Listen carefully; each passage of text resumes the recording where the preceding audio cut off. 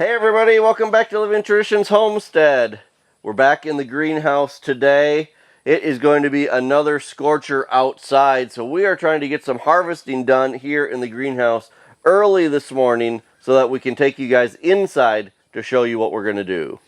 There have been quite a few changes in the greenhouse. We're not going to do a big tour, but there are many things that are done that we've pulled out. We've planted some seeds that will grow some late summer veggies for us, and we're also getting ready to put in some fall seedlings. So lots of turnover changes happening in the greenhouse. We're really excited to have this here. We're loving to be able to grow in it year-round. Right. Sometimes it's hard to remember that the whole point of the greenhouse is to get an early start on the summer season, so it only makes sense that things will also get done in the greenhouse way before they're done out in the garden. For instance, we pulled all of our green beans this past week. We pulled all of our zucchini this past week because those things are just done for the season here in the greenhouse. Also, the cucumbers were pretty much done. They were looking really sad. And the cucumbers in the big in-ground garden, they have started producing, so we don't need cucumbers in both areas. Right. So all of those buckets, you'll notice now when we're going through here, are empty, but they have been replanted with seeds. They just aren't up yet. Yes, some of them have been replanted. We're leaving some open for future plantings. But I've planted more zucchini. We planted Armenian cucumbers, and I also planted one round of carrots. But today is going to be a little bit different of a video for you guys. We have a large amount of basil growing in here. We've done a couple big harvests already and turned that basil into pesto. And today we're going to do a large harvest of basil and make a large quantity of pesto for the freezer. Right. Pesto is one of those things that freezes really well. We're going to teach you guys how we freeze it so that you can thaw it out quickly and use it throughout the year. But first, we need to harvest all of this basil. So right here we have 2 of the 4 basil plants that we have growing here in the greenhouse. You can see that this plant over here is quite a bit smaller than this plant over here because we did a big harvest of this yesterday and made a bunch of pesto. It was so good to eat some fresh pesto. So we're going to be harvesting all of this plant. Well, not all of it, but a lot of this plant. One thing you may not know about harvesting basil is you can really cut the heck out of these plants and they'll just be kind of reinvigorated and grow big again. This is the plant that we're going to start working with first. Now I think that the tendency for most people would be maybe to harvest the first, 6 inches of these plants. But the basil plants can really stand some really, really hard pruning or hard harvesting. So I'm going to show you what we're actually going to do. We're going to harvest probably 2/3 of this entire plant. We're going to cut it way back. I'm going to show you that if we cut right above some smaller leaves here, this is a nice big branch that we're harvesting. But we go back to where I just cut that, and now that I've pruned that way back, this branch is going to create 2 more branches up here. So not only are you getting a bunch of basil to make into pesto, but you're also basically reinvigorating this plant to grow bigger and bushier. Every time you cut it back, it's going to get bigger and bushier. So we're just going to do that for this entire plant. We're going to find a section of a branch that has small leaves, and we're going to cut right above it to invigorate that plant to grow more and to grow bigger. So this is about definitely more than half, maybe 2/3 of this plant. We're just going to cut it all back. Now, we got our first experience gardening in the Phoenix, Arizona area where, desert heat, it is so hot. And there were only a few types of plants that really thrived in that very hot summer. And one of them was basil. You guys, we grew basil that was 4 or 5 feet tall. It got so big, as long as it had enough water. So basil thrives in the heat of the summer. You can't give it too much sun. You can't give it too much heat. It does a great job as long as you have enough water. This summer here, I think is going to be perfect for growing basil. You guys, it's been so hot. And, you know, the basil is absolutely doing fantastic.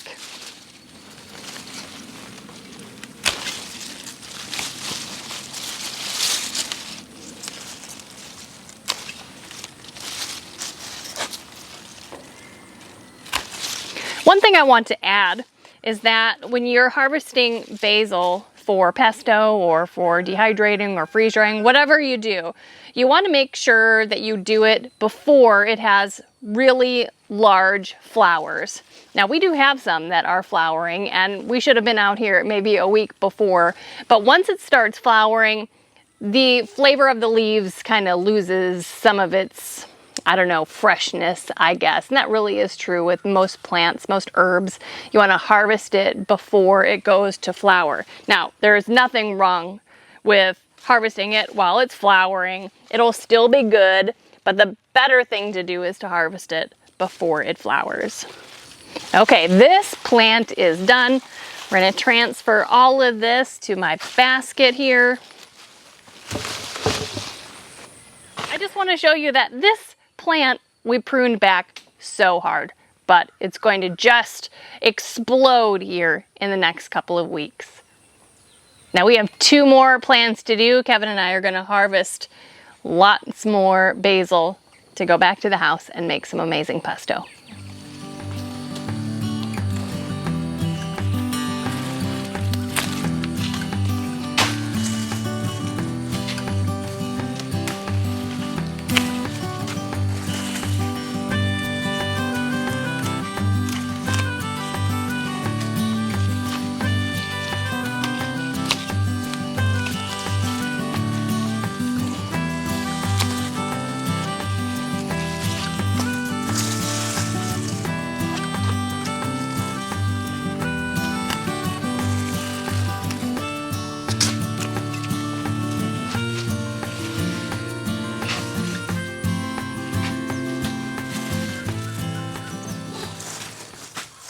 Well, that is quite a difference. Look at how small those plants are now because they're all in these baskets. Let's get these home. We can turn them into some amazing pesto. Well, we're back at the house with all of our lovely fresh basil. We also have some basil back there in the corner. You guys, there is nothing better than fresh pesto. Right. In fact, we're gonna have pesto pizza for supper tonight. Yeah, and like next up, second best is frozen, you know, thawed pesto. There's no comparison between what we're gonna be making today and what you can buy at the grocery store in like the jarred, you know, section, Italian section. That stuff is terrible compared to what you can make on your own with very few ingredients, and it's very simple and not that expensive compared to what you would pay for pesto at the grocery store. Right. So we're just gonna get right to it. The very first thing that we're gonna do is we're gonna pick all of the leaves off of all of these branches. Now, we do not wash the basil before we make the pesto. We know that we haven't sprayed these with anything, and if you do wash them, you need to make sure to dry them very thoroughly. Otherwise, your pesto will be kind of soupy and watery. It won't be as good. The oil and water doesn't really mix. Yeah. So we're just going to go ahead and pick off all the leaves just like they are. We're going to be putting them into just a stock pot for now because we have so much to do. And then we'll start making the pesto. This is by far the most time-consuming part of the entire process. After this, there's not a whole lot to making pesto. Right. So we're just going to be keeping the leaves. We're not going to be using the stems. We're not going to be using any flowers that might be on there. Just the leaves.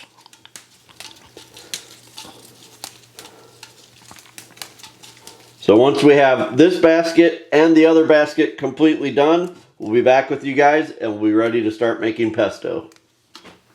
Well, we got all of those leaves picked off of those basil branches. I just want to show you how many we got off of there. Now, we did press them down in the stock pot when we were taking them off the branches, so there is a lot in here.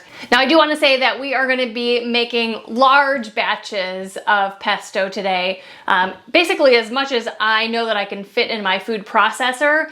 The recipe that I put in the description, you can always cut that in half if you don't want to make so much, but because we have so much to make and I want to be freezing basically bulk pesto for the winter, we're just going to crank out as much as we can and put as much in the food processor as possible. Now, I'm going to start off this recipe by getting the leaves ready for the food processor. We are going to be starting off with 4 cups of the basil leaves, and I'm going to press them pretty firmly into a 4-cup measuring cup here. We're pressing them in there quite a bit so that our pesto doesn't end up being kind of liquidy, okay? So that is pretty good. Definitely 4 cups there. Let's move over to here. Next, I'm going to get the garlic ready to go into the food processor. We're going to be using 3 large cloves of raw garlic.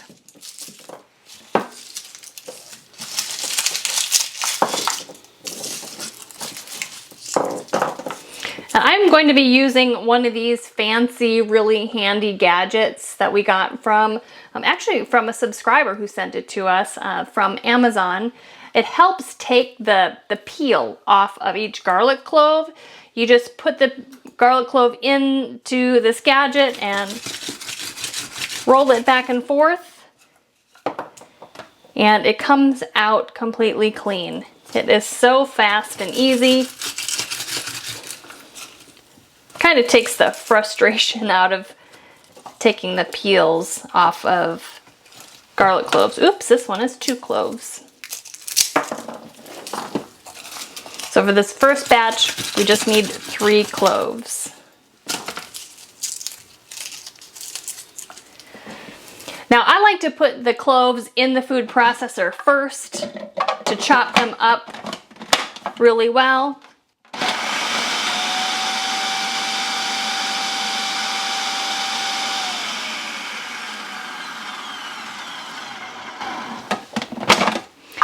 Then we're going to add our basil leaves. It's going to be pretty tight in there. I'm also going to add the nuts. And traditionally in pesto, you would use pine nuts. And they're fantastic in pesto. But you know what? They're super expensive. So right now we're using walnuts. In the past, we've used almonds. All of them are pretty mild flavored and work really well with pesto. We're going to be using 1/3 cup rounded, like as many walnuts as you can fit into a 1/3 cup without them falling over. That's what we're going to be using. Sprinkle those on top. We're going to add salt and pepper, 1/2 teaspoon each. Now, it might not sound like a lot of salt, but because we're going to be adding Parmesan cheese, and Parmesan is also very salty, it will end up being perfect. So 1/2 teaspoon of salt. You can see I keep salt in like giant containers, and also my ground pepper. I order spices in bulk from Azure Standard. I just love doing that, having a lot of spices on hand because I use a lot of them in my cooking.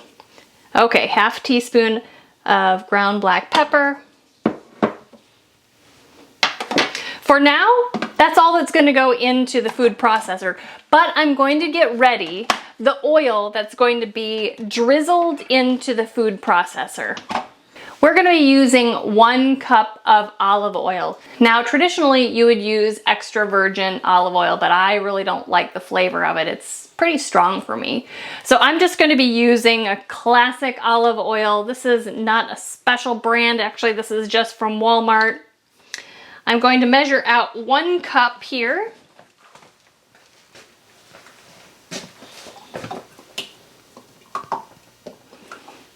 What I'm going to be doing is turning on the food processor and just drizzling the olive oil in at the same time. That will really allow the oil to mix very well with the basil leaves and all the other ingredients and turn it into a wonderful, almost kind of paste consistency. So let's get started on that.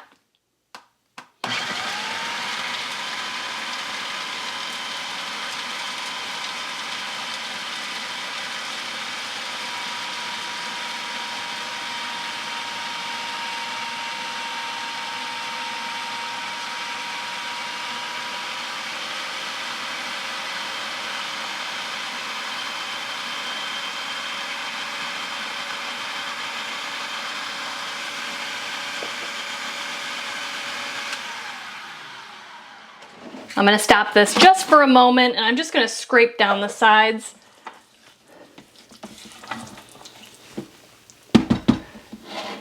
Process that again.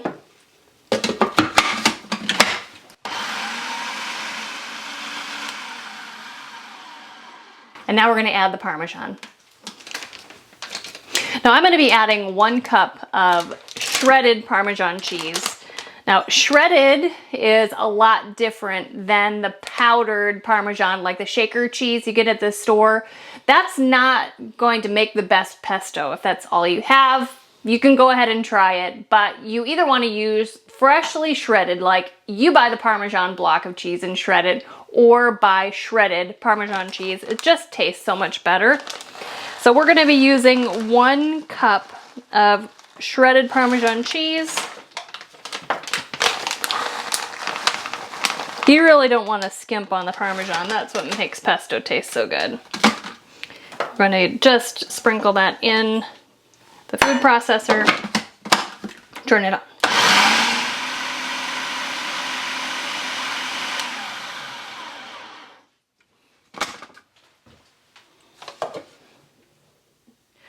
Now you guys, that is really all there is to making pesto. Now I'm going to package this right away for the freezer because pesto changes color the longer it's kind of exposed to the air.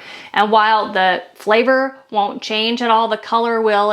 It's kind of an off-putting brown color. Kind of like when you make homemade guacamole. The longer it's out in the air, the top kind of gets brown and it doesn't taste any different. It just doesn't look quite right. So I'm going to go ahead and put this in freezer bags to get it ready for the freezer immediately. I'm going to show you how we do that here.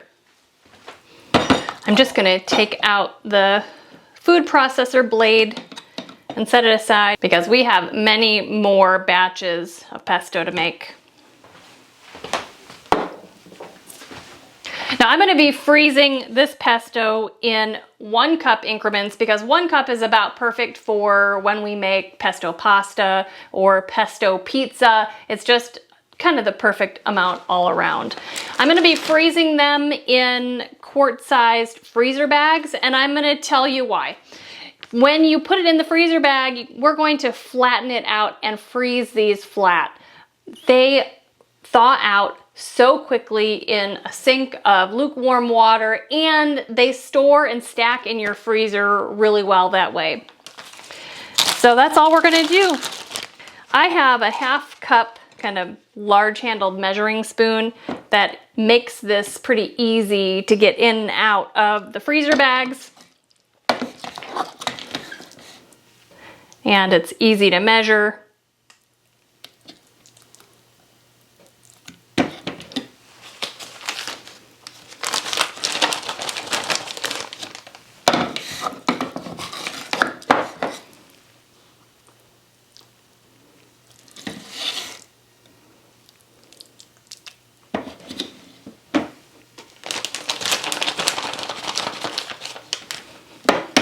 Now that I have 1 cup in there,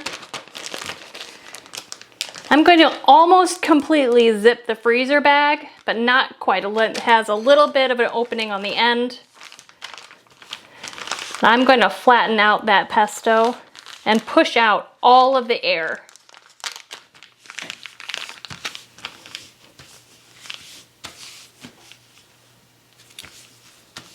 All of the air bubbles can get easily worked out Then I'm just going to finish sealing it. And this is exactly how it will lay in the freezer, and it will they'll stack on top of each other. Now that we've gotten all of the air out of there, it's not going to turn brown. So I'm going to finish with this last bit that's in here, and then I'll be making more and more batches of the pesto until all of the leaves have been used.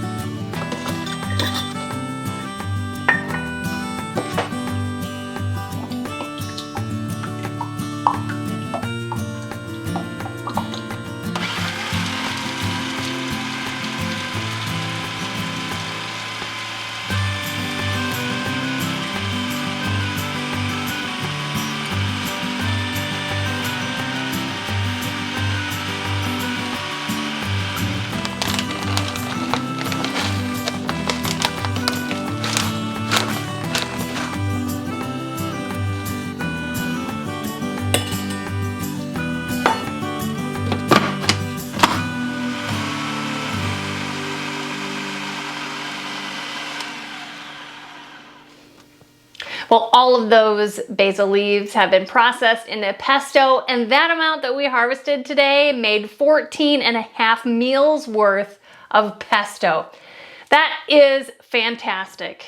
My goal for this summer is to put 24 meals worth of pesto in the freezer. We're more than halfway there. That is super exciting. 24 will allow us to have it twice a month for the next year until next year's basil is ready to harvest. You guys, it is just the beginning of harvest season, and one of the things that we get asked a lot is if we can tell you guys about resources, how to learn how to preserve your food. And just recently, actually July 5th, a very comprehensive book on preserving your harvest through freezing just came out. You may know Crystal from Homestead, but she has just come out with a book on freezing fruits and vegetables. It is very comprehensive, very informational, and I highly recommend it. It will tell you what vegetables need to be blanched before you freeze them. It will tell you how to blanch, all the different ways to do that. She even talks about how to organize your freezer so that like your stuff doesn't all get like stuck on the bottom. You have no idea what's in the bottom of your freezer. So many good tips, but also over 100 recipes. And I appreciate her recipes because the ingredients she uses they're like normal everyday ingredients. They're not weird, they're not expensive, hard to get, but they're ingredients that are in your house and make up a healthy, wonderful recipe. So you guys can get this on Amazon. I'm so happy to have it. It's called Freeze Fresh. And I hope that you check it out. You guys, I hope that you enjoyed spending some time with us in the greenhouse today, harvesting basil, turning it into a ton of pesto for our family. If you're enjoying our videos, make sure that you hit the subscribe button below. And also remember that the best way that you can help us here is just to share our videos on your social media. Until next time, thank you so much for stopping by our homestead. Take care and God bless.